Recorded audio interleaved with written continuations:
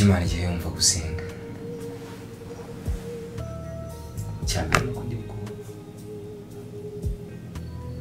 nongeye kubona amatini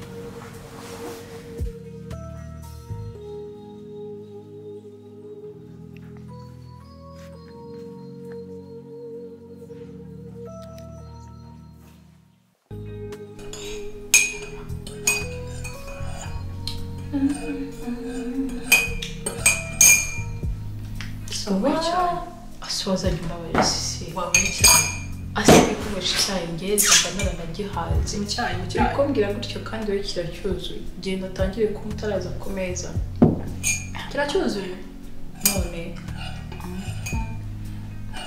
kandi umenye ko maze gukora si umukozi shaho wawanzengereje umaze gukora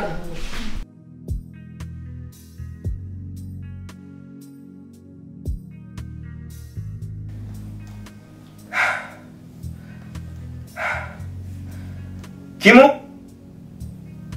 Yo Kimu? Yes, brother man. Wemeze bite gazi? Yeah, fresh. Ngwiramo ngurushoneshe bro. Asa mutero. Ubu tugiye mu ndori kano kanya. Oh yes. Gana ngwaraburesha. Bigenza bite se naho ko wishimye? Mana we. Bigenza bite ko wishimye bro? Nazunguje ubwongo, nzunguza imbago, nzunguza amaguru wapi biranga. Oh yes. Ariko none uzagatangaza Imana inkoreye se.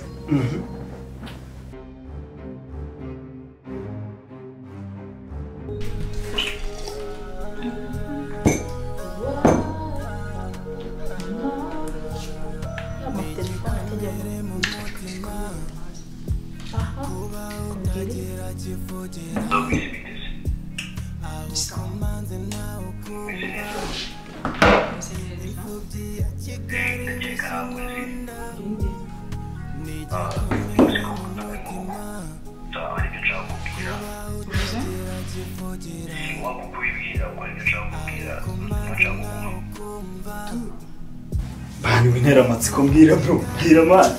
Ikintu cya mbere cyo. Ubu nisubiyeho cyakira ubwongo kijyamo.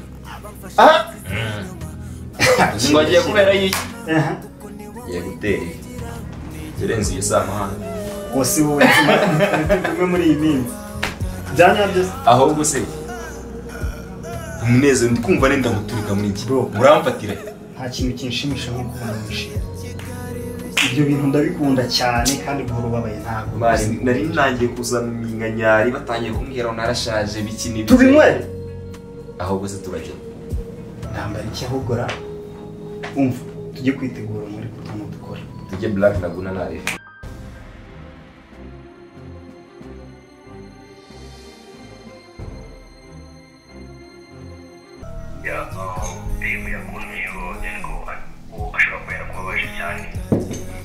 Inde?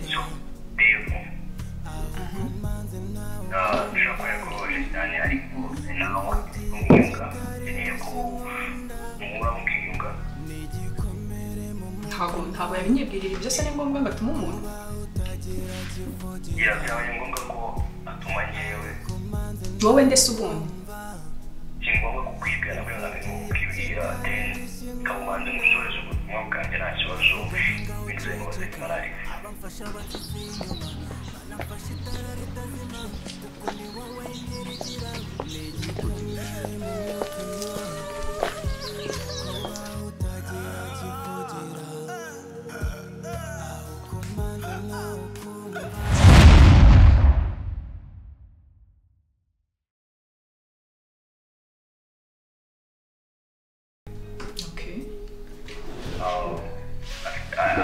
Ashaka ko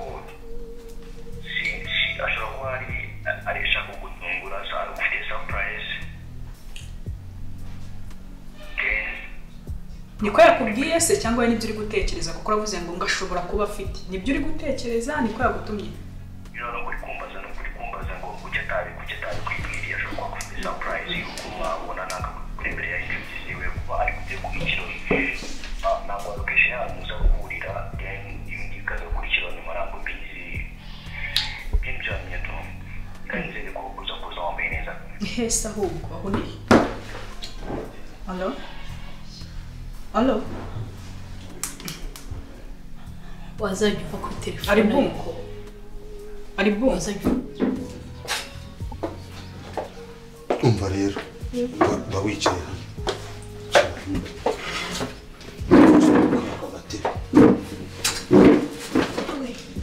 Neza ndashaka kuguma hano urahava arukunje kubwira sibyo yagira undi muntu uza kukureba hano akubwira ngo akujyana ashaka uraguma hano siko bimeze eka nkurebera icyo kumva mukaya ndibuze kureba sibyo Ubishije ngo ni muri muzade. Ari bon. Dave aramubwiye gushira ni mu ngiye burasubira Arampamagaye. ngo Dave nzi. Sinari kugesa ubundi. Oh my god. Dave nzi. Bigenze gute? Maze numvisha uvuga ngo Dave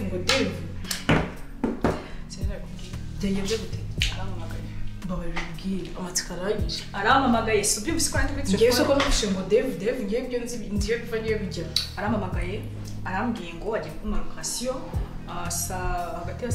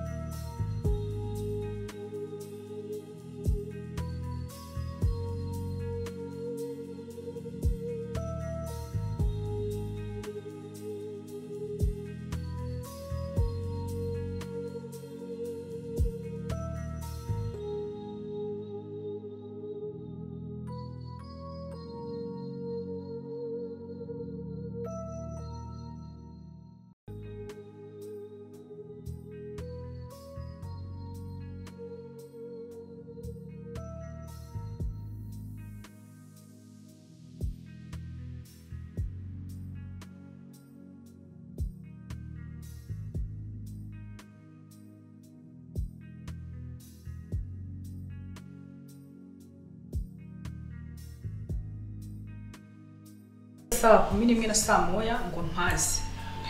Aho hanagiye Njyana ntabwo nsiga. Sugomba nagusiga. Turagenda twende twambaye neza tumwereke ko Nanjye byose arambwiye ngo nambare neza. Sisi tugenda ahubwo. Tugenda dore amasaha. Ambwiye saa moya cyangwa saa 10 utangiye kumbwira none aha. Ndambara yakanzu. Kurahinda shawa mwana. Ndambara yakanzu. Ese nabwo ujye ubona ko wakoze. Kanze njye ko wakiteye pasi. Suru urazamenya ko yakoze byari.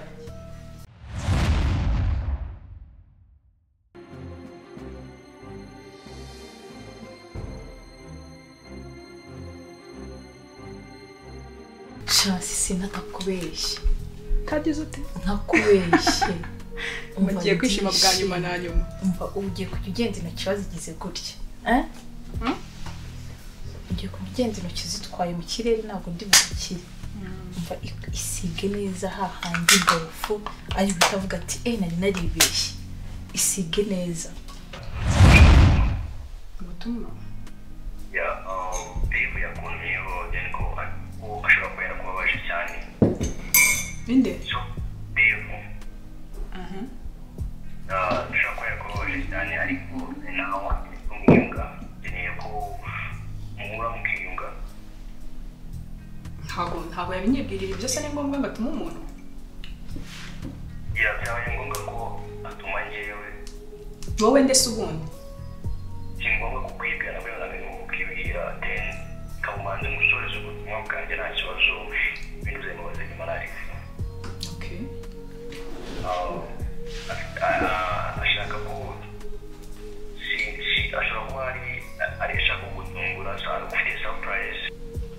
Sisi ndumva ikimana ntabwo ubona ko amasaha yagiye bazajya umbabarira ariko Shariro ari bon. Niwe mukobwa mfite hano barumbe hafi pe. Mba hafi ndumva mfite n'ubwoba unyiteho ndakwinginze. Sirimo munange. humura subizi neza Ndabigusabye. Ari busi mbona warangije ubundi wantunganyije. ariko se uzajya ukora ibintu byawe gake gake cyangwa utegereje ko bagufasha. Sha ari bon. Noneho bwa nyuma na nyuma ngiye kwishima.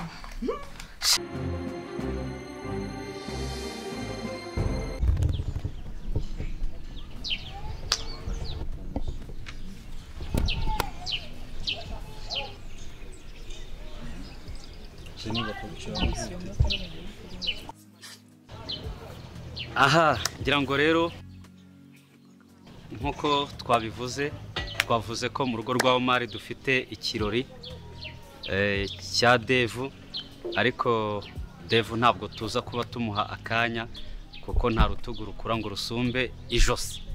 Ahubwo rero reka akanya keza tugezemo duhereze Omar akanya, hanyuma atuganirize ku bijyanye n'ikirori turimo.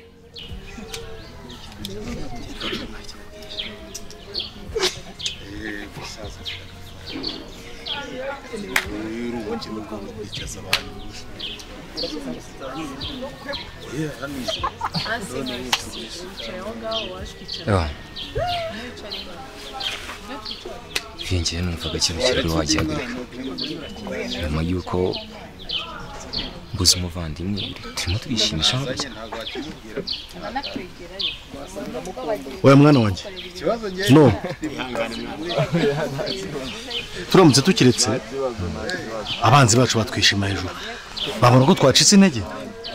Ikirori kigomba gukomeza. Iki kibazo barazi kugira ngo nta mutima tugira. Aka kanya twita tujya mu birori. Mwana wanjye na n'ubu umwana wanjye aracyamwibuka. Sinshaka kuzamwibagirwa mu buzima bwanjye.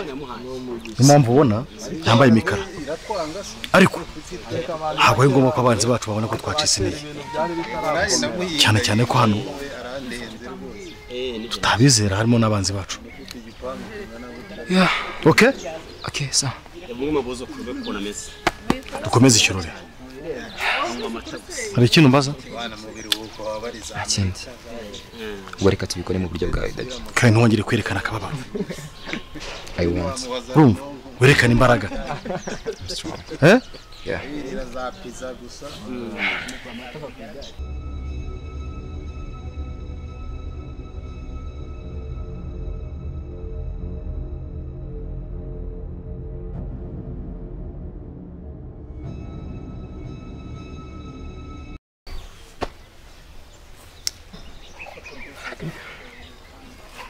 Ariko sishamfasha ngwino hano. Isubundi sheri wari. Nagragera ariko nagenda mukwereka cyose. Bashobora ko kiri mu nzira. Enjoy mwana wanjye. Yes sir. Thank you.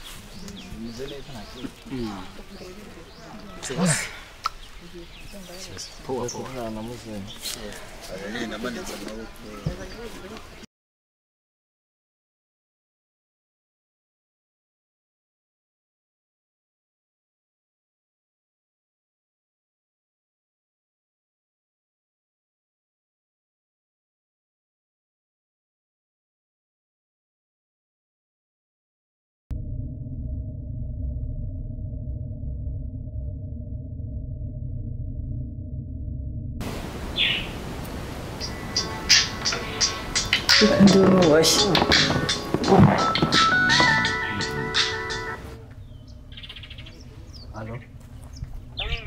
Kingura Mayamu wamwicanyo. Ngo? Kingura ndi hani wawe. Ninde tuvugana? Ko uzi ko kubera amaraso y'abantu. Urabona ahantu mu fiuko nari heza. Kubaza ninde tuvugana? Mwiriwe neza. Namahoro. Bahaye ikaze gendeye musi mugira neza Francisco. Bahaye ikaze mu rugo rw'umubyeyi Omar. Kugira ngo mwicare kandi mugubwe neza. Ntabwo mu rugo kwa Omar rero ibiganiro aba ari byo twakiriza abashyitsi, ahubwo mu bupfura asanganywe tugira dutya tukabaganuza no kubyo twejeje. Aho mwaturutse inzira mwanyuzemo, reka mfatanyije n'umuvandimwe Jimmy tubanze tubakire mu manura ivumbi, hanyuma ibiganiro bize gukomeza. Kandi nizeye ko turi buze kugira ikirori cyiza kitunogeye. Murakoze, reka nge na Jimmy tubakire.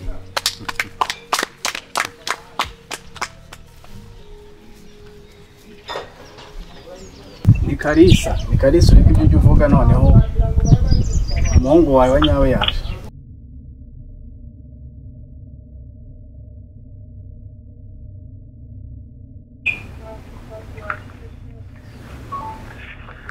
Uri hehe se?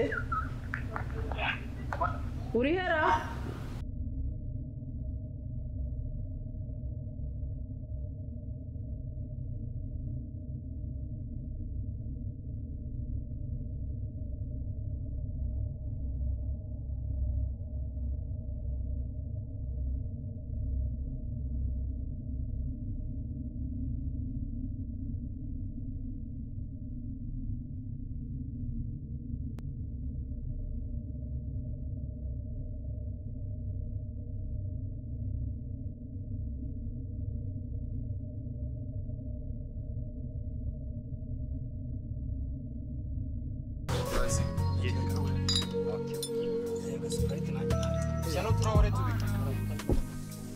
harimo na sikoro muri mwese habuze umuntu unywa ikibazo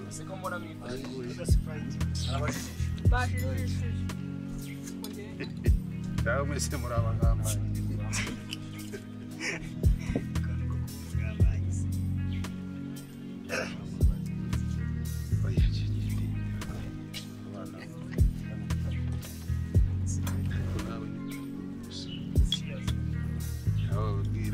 ikurikira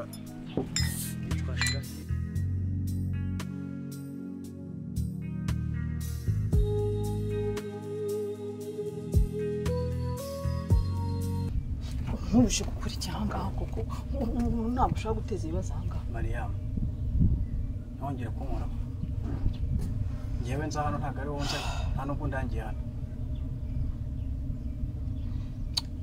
Rero Kalisa ngusabe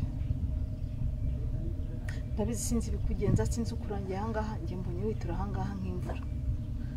Hano ntabwo nitwa Mariyamu, hano nitwa Mwamini. Ntabwo Mwamini we kuva rya witwa Mwamini jahangaha kandi ntabwo uzahamwa. Ikinzanye urakizi, ikinzanye urakizi, nze guhorera amaraso ya Pasi.